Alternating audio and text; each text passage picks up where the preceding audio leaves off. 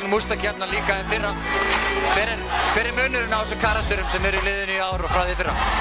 Þetta er bara eins og að vera með vaxsteinsbollu og hveitibollu sko.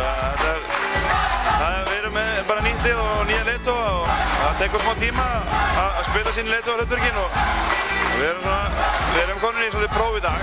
Það var gaman að sjá hvernig mínir menn mæta stemdi þetta í leiks í dag. Takk fyrir þetta, gangi ykkur vel. Takk.